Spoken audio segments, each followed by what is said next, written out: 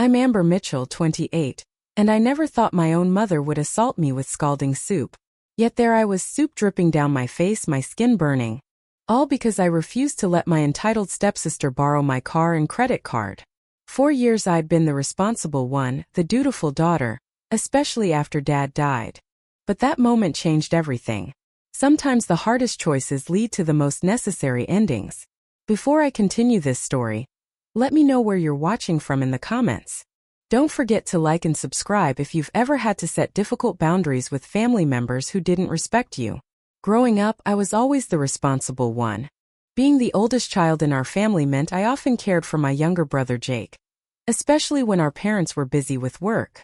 My dad, Michael Mitchell, worked as an engineer while my mom, Grace, was a part-time nurse at the local hospital. We weren't wealthy, but we lived comfortably in our modest home in the suburbs of Chicago. Dad always emphasized financial responsibility, teaching me to save from my first babysitting jobs and encouraging me to understand investments even as a teenager. Money doesn't grow on trees, Amber, he'd say with a wink, but the lessons stuck. Jake was more carefree, 3 years younger and happy to live in the moment, but we were close despite our different approaches to life. Everything changed when Dad died suddenly of a heart attack when I was 20. I still remember that phone call from Mom, her voice breaking as she told me to come to the hospital immediately. By the time I arrived, he was gone. Our family shattered that day. Mom collapsed into grief, barely functioning for months. I had to step up, particularly about finances. Dad had left us with some life insurance and savings, but Mom's fear of poverty became almost irrational. She'd snap at Jake and me over minor expenses, yet paradoxically began spending impulsively, as if trying to fill the void Dad left. 18 months after Dad's death, Mom met Roger Thompson at a grief support group. "He makes me feel safe again," Mom explained when announcing their engagement. "Don't you want me to be happy?" Of course I did. Jake, now 20, was more openly skeptical. With perfectly styled blonde hair and designer clothes that seemed expensive for a college freshman. She hugged me with practiced charm, calling me sis immediately, which felt forced. Throughout the reception, I noticed how she dominated Mom's attention, whispering and giggling as if they shared private jokes. Roger moved into our family home, bringing Brittany with him since she attended the community college nearby. The dynamic shifted immediately. Mom seemed desperate for Brittany's approval, buying her gifts and letting her redecorate parts of our home, including changing the family photos on the walls to include more of her. Meanwhile, I was struggling to finish my degree with minimal support.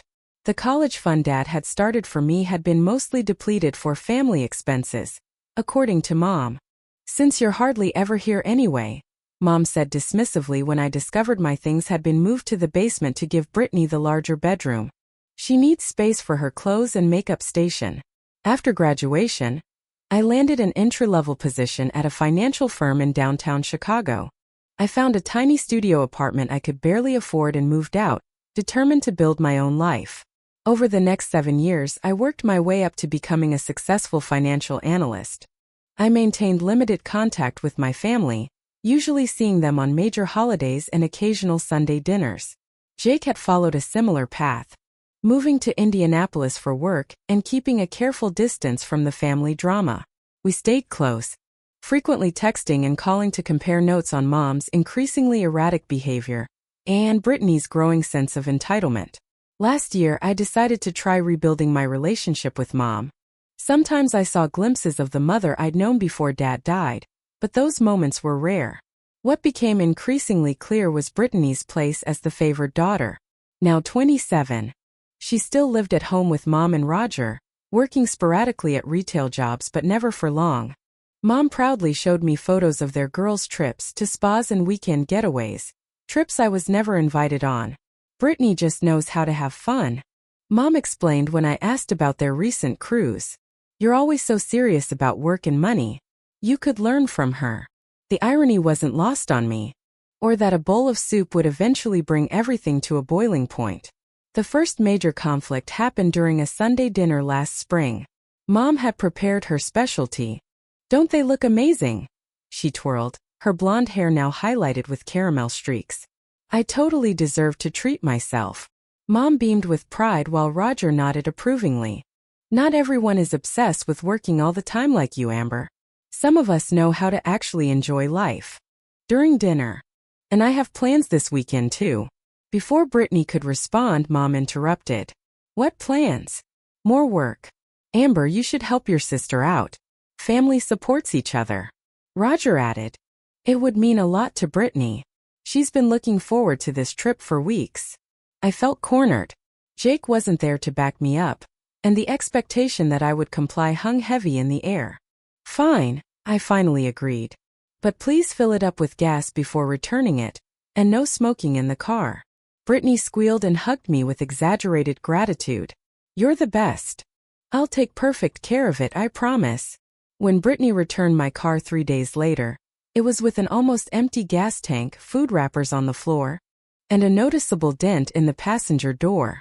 What happened? I asked, running my hand over the damaged panel. Brittany shrugged. Someone in the parking lot must have hit it.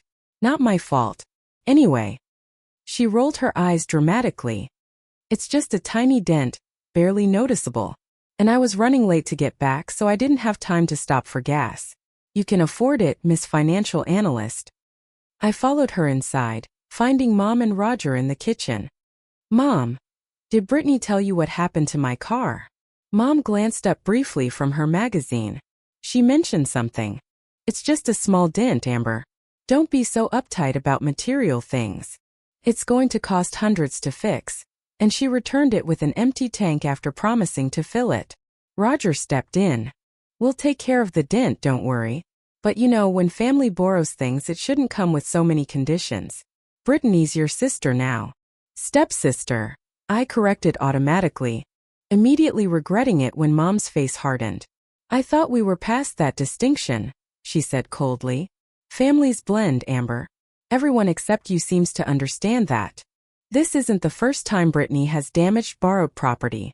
She borrowed Dad's fishing gear for her boyfriend last summer and returned it broken. When I asked about it, Mom said I was being unwelcoming to the new family. That conversation with Jake was eye-opening. I began establishing stricter boundaries, declining most requests to lend my possessions and limiting Sunday dinners to twice a month instead of weekly. This didn't go unnoticed. Mom began calling more frequently, often with thinly veiled guilt trips. Brittany was so disappointed you couldn't make it last Sunday. She made her special dip just for you, she'd say, neglecting to mention that I had clearly explained I would be traveling for work that weekend. Roger joined in with his own form of pressure. Your mother worries you're pulling away from the family. Could she borrow my laptop for a week? Would I mind if she used my streaming accounts? Could she come stay at my apartment while I was away on a business trip? Each refusal was met with increasing pressure and manipulation. You've changed, Mom told me after I declined to let Brittany use my apartment. Success has made you selfish. The irony was painful. I had worked hard for everything I had with minimal family support, while Brittany was given everything she wanted. Yet somehow, I was the selfish one for protecting what I'd earned. Summer turned to fall, and with the changing seasons came a significant shift in family dynamics. Brittany lost her job at the mall boutique, or as she phrased it, that place was toxic, so I had to leave for my mental health. She moved back home with Mom and Roger. Brittany borrowed Mom's car and returned it with a nearly empty tank. Mom brushed it off. She used Roger's credit card for a spa day that was supposed to be just a manicure, but ended up costing over $300. He laughed it off as girls being girls. The pattern was clear, but pointing it out only made me the villain. In October, Mom insisted on hosting a family gathering for Roger's birthday. I brought an expensive bottle of his favorite whiskey and a thoughtfully selected book on vintage cars, his passion. Brittany showed up empty-handed, announcing she'd give him her gift later, which never materialized. Despite this, she dominated the evening, eventually clinking her glass for everyone's attention. Since everyone's here, I have an announcement, she said, flashing a bright smile. I've decided to take a gap year before maybe going back to finish my degree. I need time to really find my passion, you know? What will you do during this gap year? Work. Travel. The temperature in the room seemed to drop 10 degrees. I'll be exploring opportunities, Brittany replied vaguely. Not everyone needs to lock themselves into a corporate prison like you, Amber. Later, in the kitchen, Jake whispered to me. Translation. She'll be spending another year on their couch, watching reality TV, and using Mom's credit card. He wasn't wrong. Over the next few weeks, I noticed Mom wearing less jewelry. The pearl necklace Dad had given her for their 20th anniversary disappeared, along with several other pieces I remembered from childhood. When I casually asked about the pearl necklace, Mom became flustered. "I'm having it cleaned," she said quickly, then changed the subject. But the truth emerged during a rare lunch with just Mom and me. She mentioned struggling with some bills. I pressed. After some hesitation, she revealed she had been lending money to Brittany regularly. When I asked how much, she couldn't or wouldn't give a specific number. I made some difficult decisions to help Brittany get on her feet. She needs support right now, not judgment. You're doing well financially. You wouldn't understand the sacrifices parents make. I was stunned. Those were family heirlooms, Mom.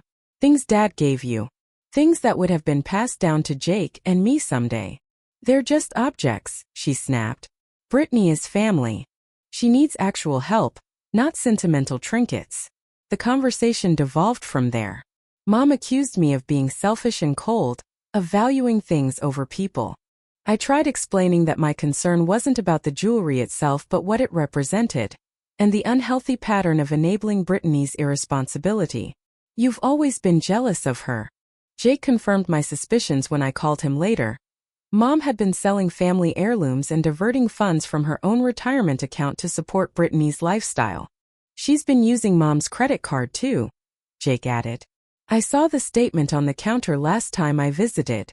Hundreds at makeup stores, clothing boutiques, even a weekend at a resort that was supposedly a job interview trip. I decided to try one last reasonable approach, talking directly to Brittany. I invited her to coffee. I'm concerned about Mom and Roger's financial situation. They seem to be struggling and I know they've been helping you out a lot. Brittany stirred her elaborate latte, which she'd asked me to pay for. They're fine. They like helping me. It makes them happy. But selling family heirlooms and taking on debt isn't sustainable, I explained. Maybe I could help you look for job opportunities, or... Oh my God, she interrupted. Some people actually value experiences and happiness over money. This isn't about my lifestyle versus yours, I tried again. It's about Mom and Roger's financial health. If you're so concerned, she snapped, why don't you help them out? You're the one with the fancy job and apartment. The conversation deteriorated from there. Brittany eventually stormed out, leaving me with the bill. Within an hour, Mom was calling, furious. How dare you attack Brittany about money? She demanded. She came home crying. No amount of explaining my actual concerns made any difference. Mom demanded I apologize to Brittany for making her feel like a burden. When I refused, insisting we needed to have an honest family conversation about finances, Mom hung up on me. The pattern was becoming clearer and more toxic by the day, but I still wasn't prepared for just how bad things would get. The call came on a Tuesday evening in November, while I was preparing a presentation for work. Mom's voice sounded tight with panic. Amber, I need your help. It's an emergency. My heart raced. What's wrong? Is someone hurt? No, nothing like that, she said quickly. We're behind on the mortgage. The bank called today. If we don't make a payment by Friday. The amount she needed was substantial, nearly $7,000. When I asked how they'd fallen so far behind, the story emerged in fragments. But I had a strong suspicion they involved Brittany. I wouldn't ask if we had any other option, Mom said, her voice breaking. We've tried everything. Roger's even taken extra contracting jobs on weekends. Despite my misgivings, I couldn't let them lose their home. My childhood home, where memories of Dad still lived in every corner. After a sleepless night, I transferred the money, but with conditions. I need you to sign a formal loan agreement, I told Mom when dropping off the paperwork the next day. With a repayment schedule starting next month. Mom looked hurt. You really need a contract with your own mother? This is a substantial amount of money, Mom. It's the responsible way to handle it. Roger came in from the other room. Your mother's right, Amber. Families help each other without paperwork. This feels cold. I stood my ground. Either we do this properly, or I can't provide the loan. I'm not a bank with unlimited funds. They reluctantly signed the agreement, though the atmosphere was tense. Brittany was conspicuously absent, though I noticed shopping bags from expensive stores on the dining room table. As I was leaving, Mom hugged me stiffly. "Thank you for helping," she said. My doorbell rang unexpectedly on Saturday morning. When I opened the door, Brittany stood there, looking uncharacteristically friendly. "Surprise!" she sang out, pushing past me into my apartment. I was in the neighborhood and thought I'd visit my favorite stepsister. I knew immediately something was off. Brittany had never visited my apartment without wanting something. I said cautiously, "When are you going?" "Next week," she replied, examining her manicure. "But here's the thing. My car's not really reliable for a long trip like that, and rentals are like crazy expensive when you're under 25. She looked up at me with a practiced, innocent expression. "So I was hoping I could borrow your car? Just for the 2 weeks. I'd totally take good care of it this time." I was already shaking my head. "Brittany, that's not possible. I need my car for work, and after what happened last time. God, are you still hung up on that tiny dent?" "It wasn't even my fault," she interrupted. "Besides, you could use your company's fleet cars, right? Or expense rideshares." Before I could respond to this presumptuous suggestion, she continued, "Oh, and I was also hoping you could let me borrow your credit card? Just as a backup emergency option. You want to borrow my car for 2 weeks and take my credit card to another country? When you say it like that, you make it sound bad," she pouted. "It's just what sisters do for each other. You wouldn't even notice the money's gone. You're always talking about your emergency fund and investments." I took a deep breath. "The answer is no, Brittany. To both requests." Her friendly facade dropped instantly. "Wow, you really are as selfish as Mom says. I try to include you, to treat you like a real sister, and this is what I get." "This isn't about being selfish," I explained calmly. "It's about responsible lending and borrowing. If you need a reliable car for your trip, there are rental options designed exactly for that purpose." "On my budget?" she scoffed. "Not everyone makes your kind of money." "That's exactly my point," I replied. "If you can't afford to rent a car for the trip, perhaps you should reconsider whether you can afford the trip at all." Brittany's face flushed with anger. "You think you're so much better than everyone with your financial advice and your fancy job. Newsflash. Nobody likes the preachy rich sister who never helps her family."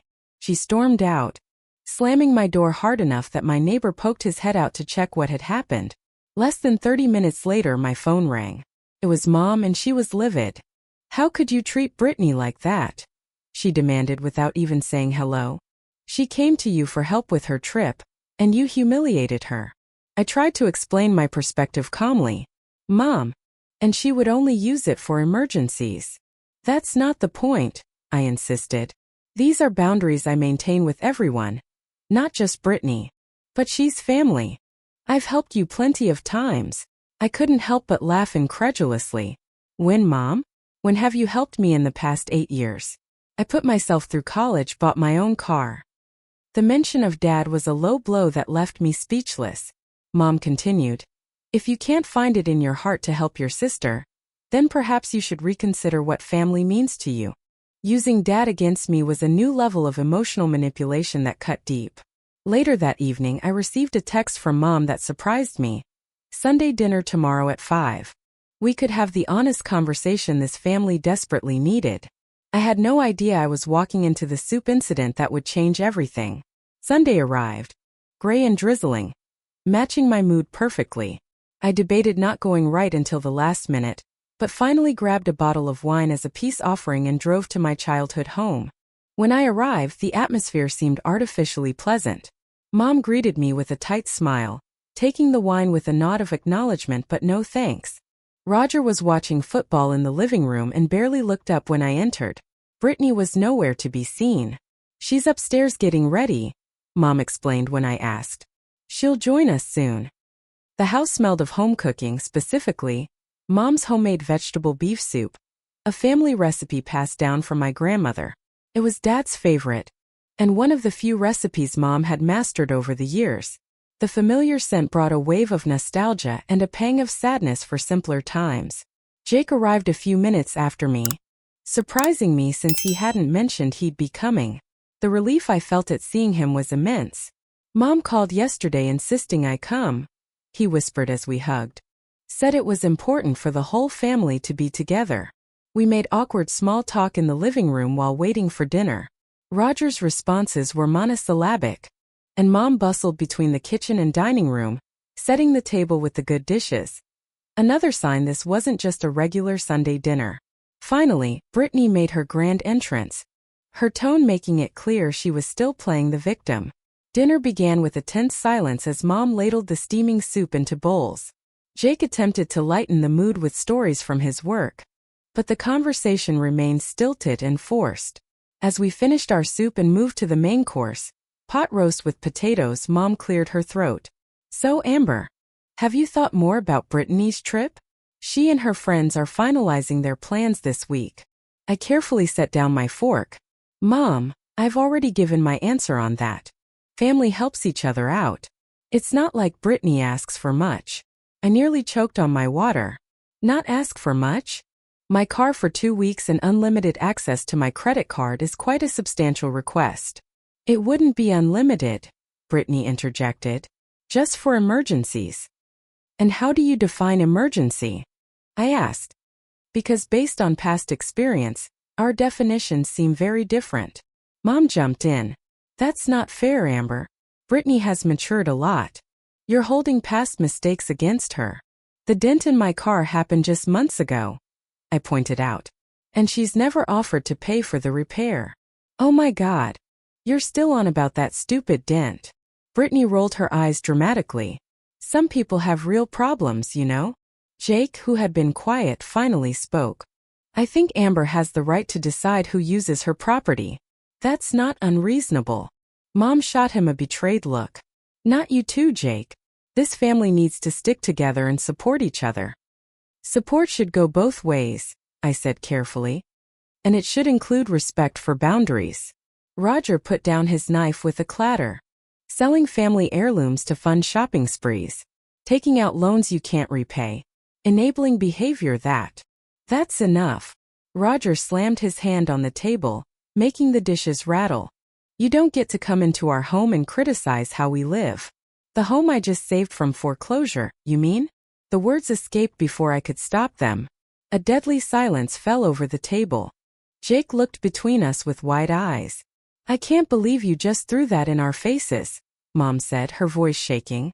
"After everything we've done for you." "What exactly have you done for me lately, Mom?" I asked quietly. "Since Dad died, when have you put my needs first? Or even considered them at all?" Mom stood up suddenly, her chair scraping harshly against the floor. Her face was contorted with a rage I'd never seen before. "You ungrateful, selfish girl. After all the sacrifices I made raising you." What happened next seemed to unfold in slow motion. Mom grabbed her still half-full bowl of hot soup and hurled it directly at me.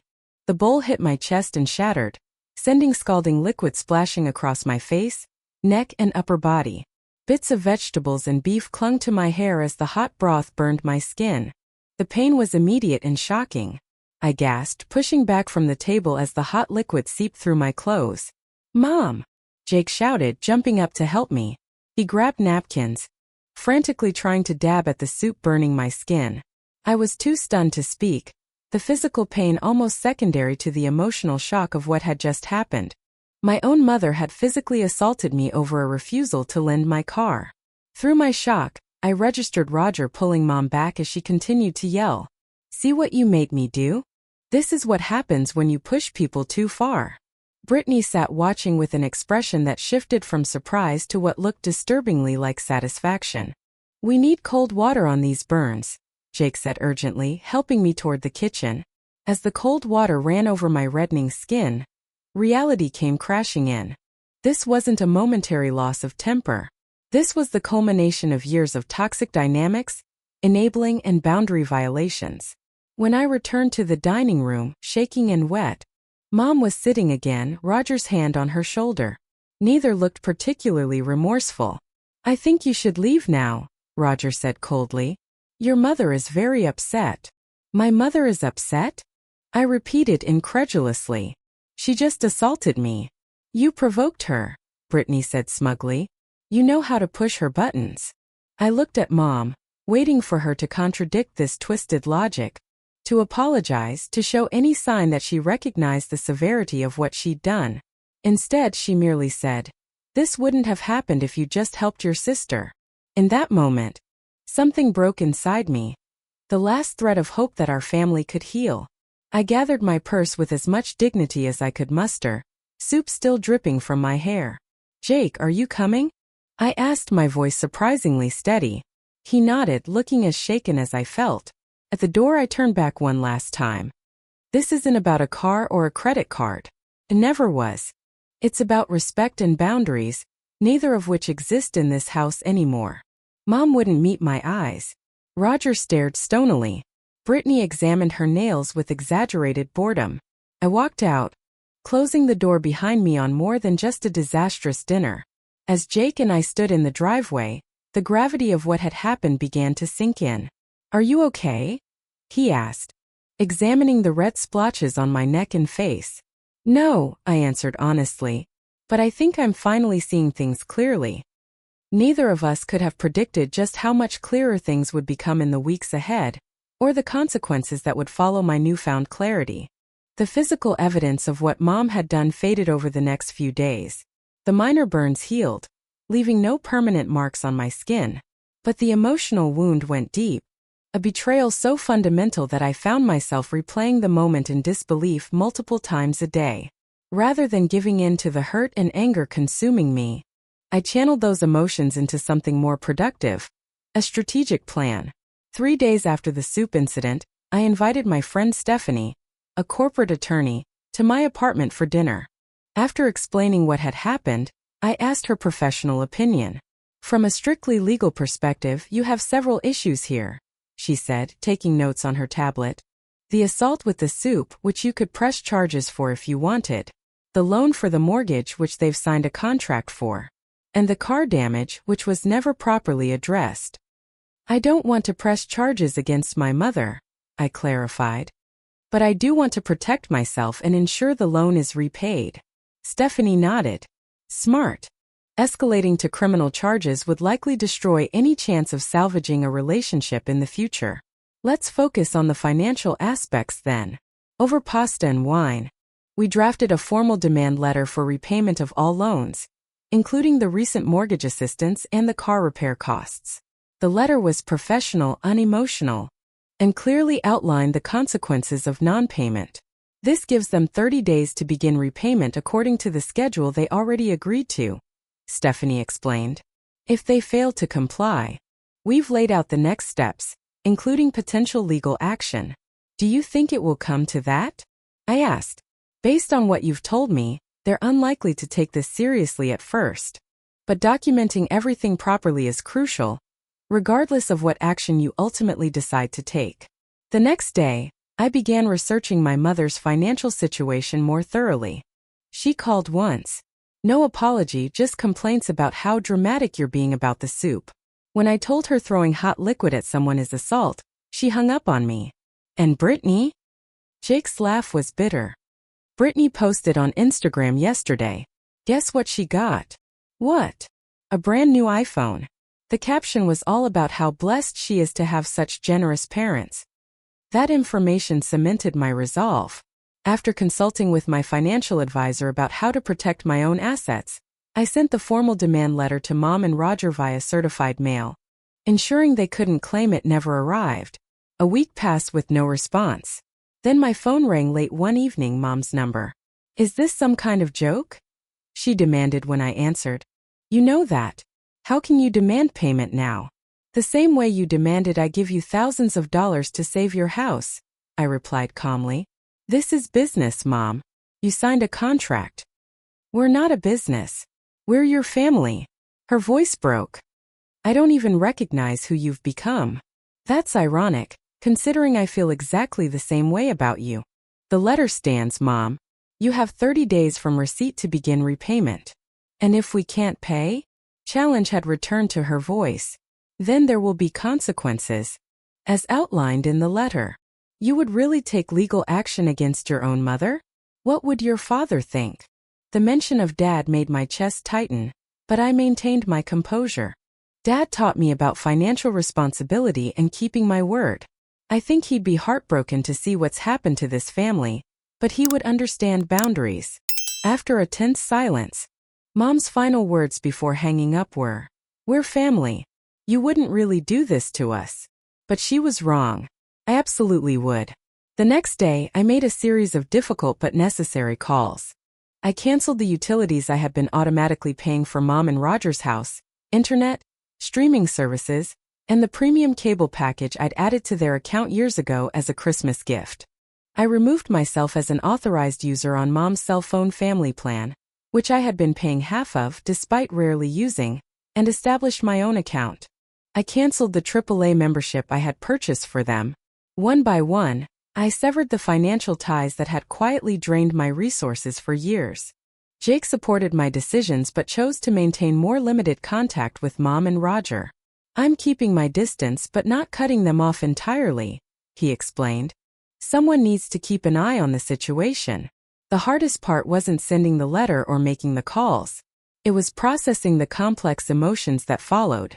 I alternated between confidence in my decisions and crushing guilt. Had I been too harsh? Was I overreacting to the soup incident? Should I have given Brittany another chance?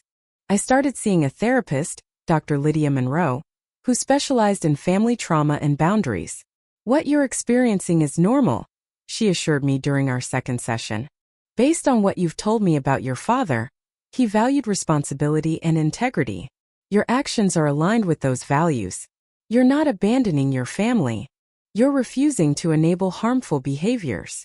As the 30-day deadline approached, I mentally prepared myself for the fallout. I had already decided what my next steps would be if Mom and Roger failed to respond appropriately. Part of me still hoped they would take the situation seriously, that this would be the wake-up call that finally broke through the dysfunctional patterns. But deep down I knew better. The transformation I'd witnessed in my mother over the years wasn't likely to reverse itself now.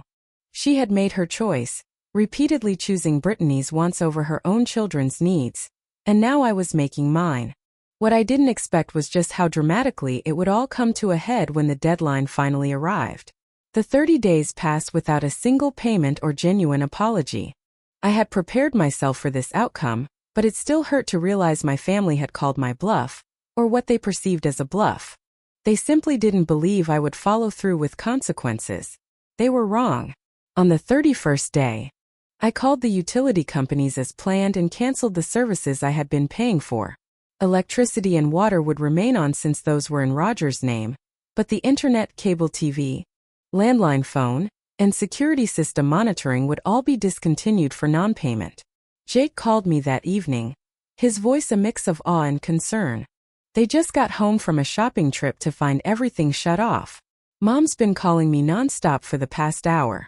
She's in complete shock. "Did she mention making any payments on what they owe?" I asked, already knowing the answer. "No, she's just demanding to know if I knew what you were planning." When I said yes, she accused me of betraying the family too. I met Jake for coffee the next morning at a neutral location halfway between our homes. He looked tired but resolute. "How are you holding up?" I asked as we settled into a corner booth. "Better than expected," he replied, stirring his coffee absently. "It's clarifying in a way. Just outraged that the gravy train has stopped." "Exactly. And get this, Brittany posted on social media last night complaining about how some people are so petty they'd leave their family without basic necessities, while checking in at a bar downtown. Internet and cable aren't basic necessities," I pointed out. "And they can easily restore service by paying the bills themselves." We spent the next hour discussing our boundaries moving forward. Jake decided to maintain very limited contact, monthly check-ins, no financial assistance, and clear expectations about respectful communication. I chose a more complete separation until genuine accountability emerged. Over the next week, the messages from Mom and Roger escalated from indignant to pleading. The first few calls, which I let go to voicemail, were filled with accusations and guilt trips. How could you do this to your own family? Mom demanded in one message. We gave you life, raised you. And this is how you repay us? By embarrassing us in front of the neighbors when the service trucks came. Roger's message was more threatening. You're making a big mistake, Amber. Family disputes should stay within the family.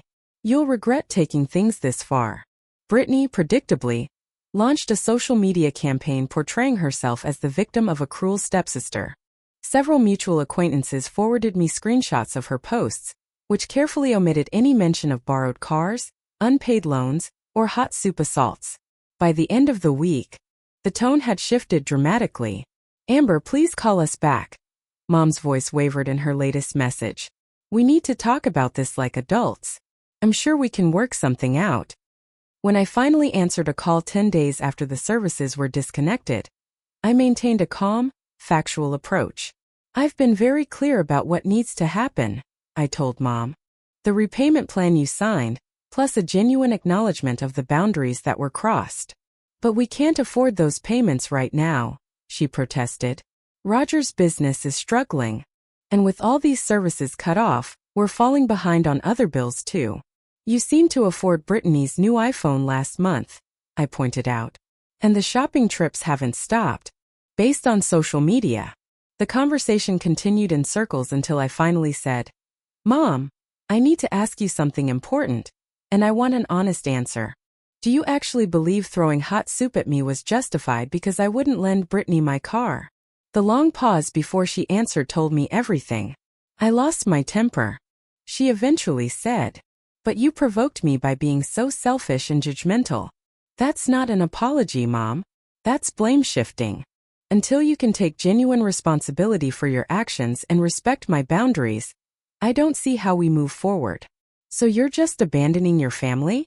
Over one mistake. It wasn't one mistake. It was the culmination of years of disrespect, manipulation, and enabling. The soup was just the final straw. After hanging up, I felt a strange sense of peace. The conversation had confirmed I was making the right choice, painful though it was.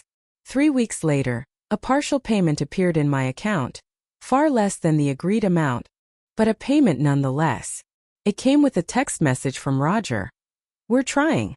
Hope this shows good faith. I acknowledged the payment but maintained my boundaries. One partial payment didn't erase years of toxic behavior. As months passed, I focused on healing.